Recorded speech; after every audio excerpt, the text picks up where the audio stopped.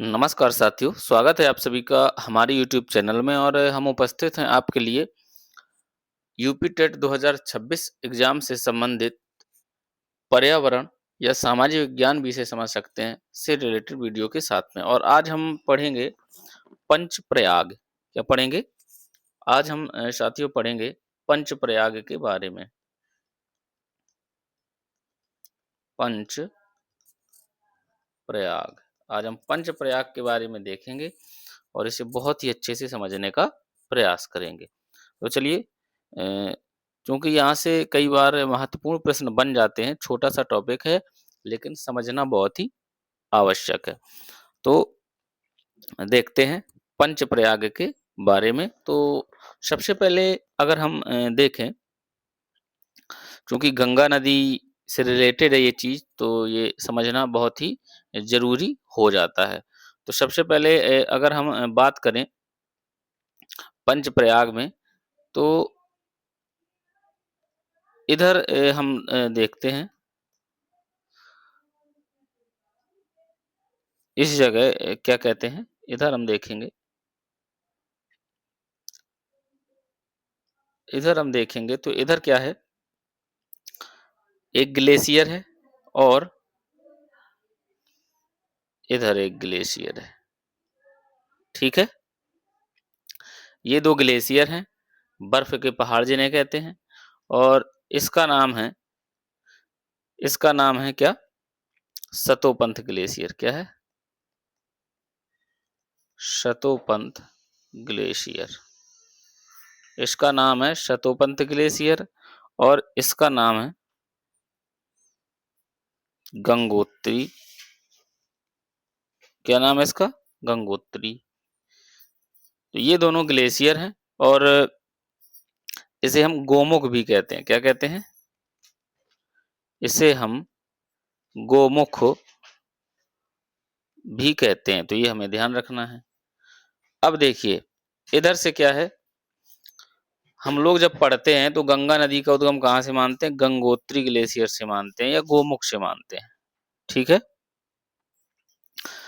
तो अब पंचप्रयाग का निर्माण कैसे होता है, इसको हम समझते हैं। तो पंचप्रयाग के निर्माण को समझने के लिए देखिए, इधर से एक नदी निकलती है। कहाँ से? इधर से, शतोपंथ ग्लेशियर से ही। और इधर से एक नदी निकलती है, ये भी शतोपंथ ग्लेशियर से ही निकलती है। ठीक है ना? तो जब इधर से ये 2 नदियाँ निकलती हैं,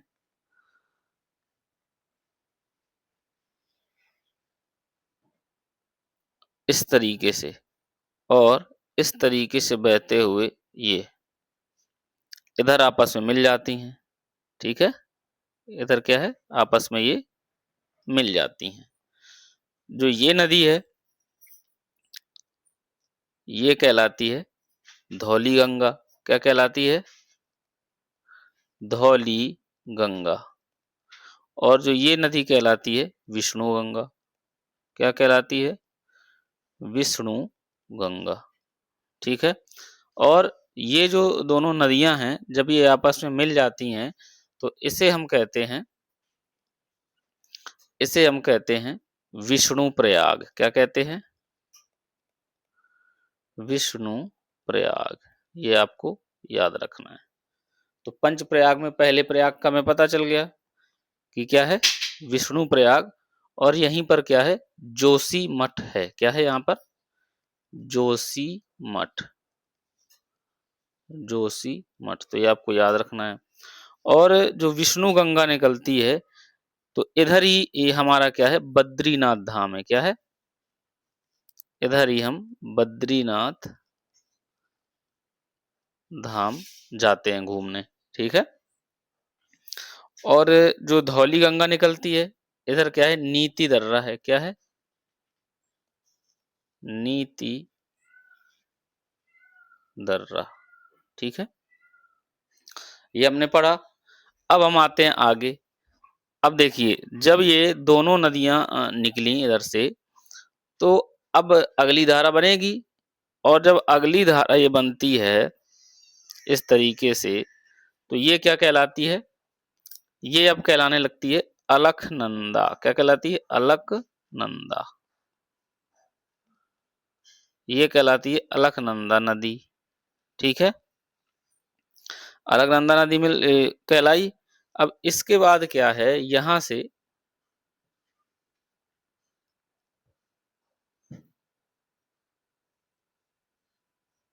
इसके बाद अगर हम थोड़ा और समझें इधर से, तो अब यहां से आएगी नंदाकिनी नदी। कौन सी नदी? नंदाकिनी नदी। इधर से कौन सी नदी आएगी? नंदाकिनी।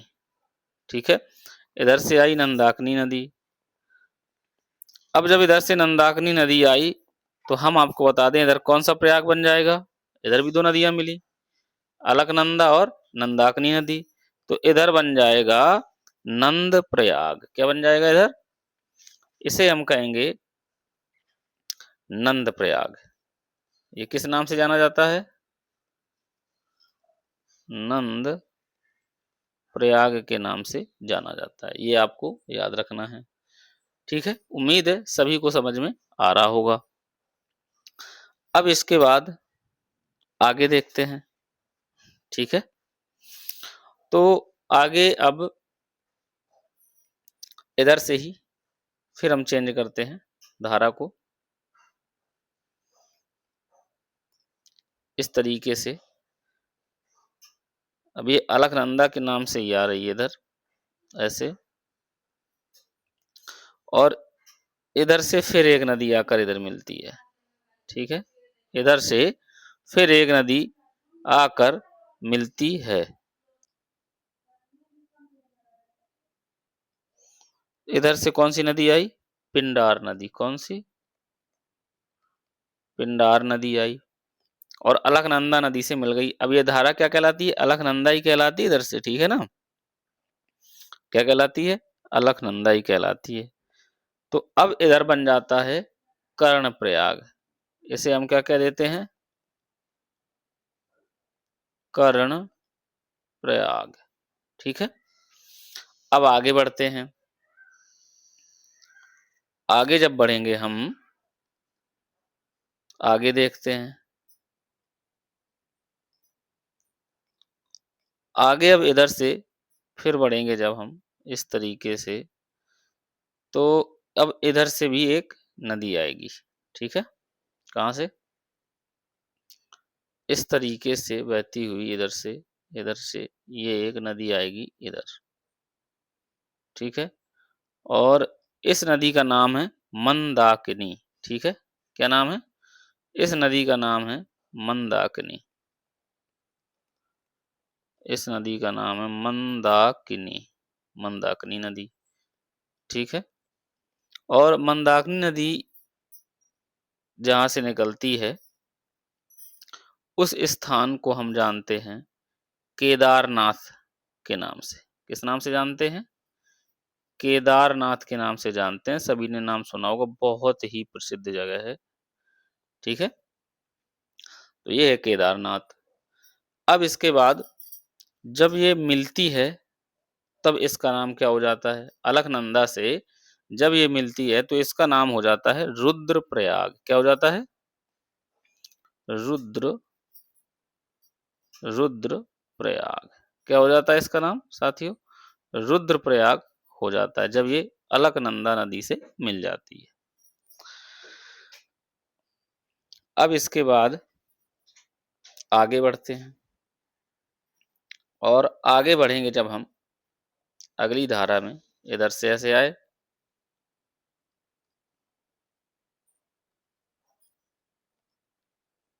इधर से हम लोग इस तरीके से ऐसे आएंगे, इधर से ऐसे।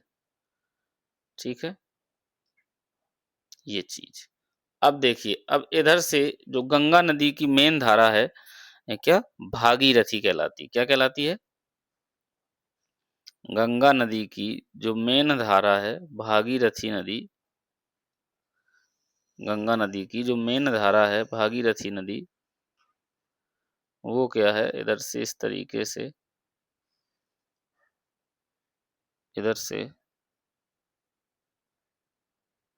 ऐसे आके मिलती है, किसमें? अलकनंदा नदी में, ठीक है? और ये है हरिद्वार, क्या है? हरिद्वार, ठीक है? और जो ये मिलती है, इसे हम कहते हैं क्या? देवप्रयाग। क्या कहते हैं? देवप्रयाग। और इस नदी को हम क्या कहते हैं? इस नदी को हम जानते हैं भागीरथी नदी के नाम से। किस नदी के नाम से? भागीरथी नदी के नाम से जानते हैं, जो गंगा नदी की मुख्य धारा है। ठीक है साथियों? तो इस तरीके से मैंने आपको क्या है पंचप्रयाग समझाने का प्रयास किया कि पंचप्रयाग है क्या चीज़, ठीक है? इस तरीके से मैंने आपको पंचप्रयाग समझाने का प्रयास किया कि पंचप्रयाग रियल में है क्या, ठीक है? उम्मीद है सभी को ये समझ में आया होगा। तो अब हम एक बार पुनः इसको देख लेते हैं। देखिए शतोपंथ ग्लेशियर और गंगोत्री ग्लेशियर, ठीक है? इधर से सतोपंथ ग्लेशियर से 2 नदियाँ निकली, विष्णुगंगा और धौलीगंगा। और जो धौलीगंगा है नीति दर्रे के पास से निकलती है, ठीक है? माना, नीति और लिपुलेख ये 3 दर्रे हैं। और जो विष्णुगंगा निकलती है बद्रीनाथ धाम से निकलते हुए जब दोनों आपस में मिल जाती है तो अलकनंदा नदी का निर्माण करती हैं। जो संयुक्त धारा होती है क्या कहलाती है? अलकनंदा कहलाती है। और जब ये मिलती हैं विष्णुगंगा, धौलीगंगा तो विष्णुप्रयाग नाम हो जाता है और जोशीमठ यहीं स्थित है। इसके बाद जब हम आगे देखेंगे तो यही अलकनंदा नदी की धारा आगे चलकर नंदाकिनी नदी से मिल जाती है और बन जाता है नंदप्रयाग, ठीक है? दूसरा प्रयाग हो गया। इसके बाद यही अलकनंदा नदी की जो धारा है आगे बढ़ती है, फिर पिंडार नदी से मिल जाती है और इधर बनाती है कर्णप्रयाग। क्या बनाती है? कर्णप्रयाग, जो कि तीसरा प्रयाग हो गया। और इसके बाद जब हम आगे पहुँचेंगे तो केदारनाथ धाम से निकलती हुई मंदाकिनी नदी इसी अलकनंदा नदी से मिल जाती है। और आगे जब मिलती है तो इनका जो मिलन स्थल होता है वो क्या कहलाता है? इनका मिलन स्थल कहलाता है रुद्रप्रयाग। क्या कहलाता है साथियों? इनका जो मिलन स्थल कहलाता है रुद्रप्रयाग कहलाता है। तो उम्मीद है सभी को समझ में आ रहा होगा। और यही फिर धारा आगे बढ़ती है और जो गंगोत्री ग्लेशियर है हमारा, जहाँ जो गंगा की मेन धारा है, भागीरथी नदी वहाँ से निकलती है। और भागीरथी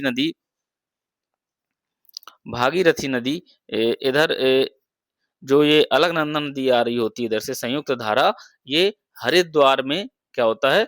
हरिद्वार में आकर मिल जाती है और देवप्रयाग का निर्माण करते हैं। क्या करते हैं? देवप्रयाग का निर्माण करते हैं। और इसके बाद यही धारा जब आगे जाती है तो किस नाम से जानी जाती है? गंगा नदी के नाम से जानी जाती है। जो संयुक्त धारा पंचप्रयागों के मिलने के बाद जो जानी जाती है गंगा नदी के नाम से। तो इस तरीके से साथियों हमने पंचप्रयाग के बारे में आपको बहुत ही अच्छे से समझाने का प्रयास किया और उम्मीद है सभी को पंचप्रयाग के बारे में समझ में आया होगा। तो अब हम आगे देखेंगे,